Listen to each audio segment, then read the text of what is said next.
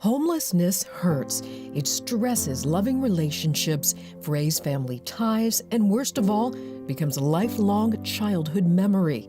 At Always Home, too many of the parents we help were homeless or neglected as children. It's an experience they never forget. It's easy to judge Abel by his tattoos and tough demeanor, but underneath that hard exterior is a sensitive man who still feels the pain of his childhood. Like many families, I actually come from a broken home, so... Abel's mother left when he was just 4 years old. She took all of his sisters and brothers, leaving only Abel behind to live with his father. At the age of 8, his father abandoned him too. My dad took me to a flea market and kind of told me if I had any friends that lived nearby, and I said, yeah, well, you can go see them. I'm like, okay. So I went. But when I came back, he was gone, so he kind of left me. And I was homeless then.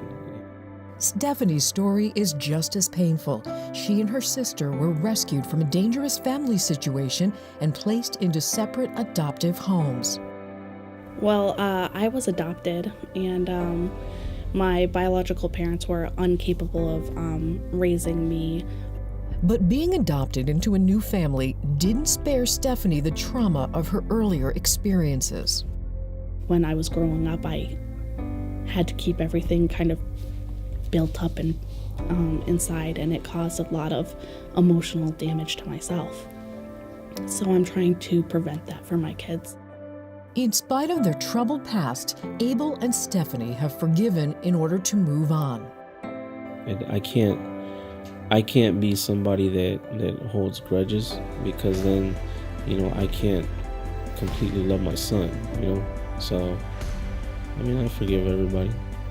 As single parents, they're focused on giving their own children the childhood they never had. I want him to have everything I didn't have.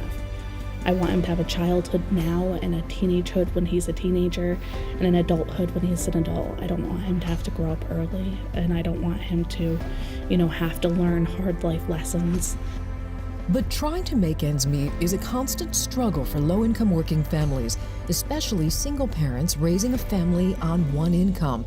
In most cases, at least 50% of their monthly income is spent on rent. What's left has to be stretched to cover basic necessities: food, clothing, utilities, childcare, car insurance, gas, and medical needs. On such a tight budget, all it takes is one unexpected crisis to send these families into homelessness. Always Home provided Abel with a security deposit and first month's rent so he and his 2-year-old son Tristan have a place to call home. It's not in the best area or the best building, but it's home, and within those 4 walls, there's safety for my son, and that's really all that matters.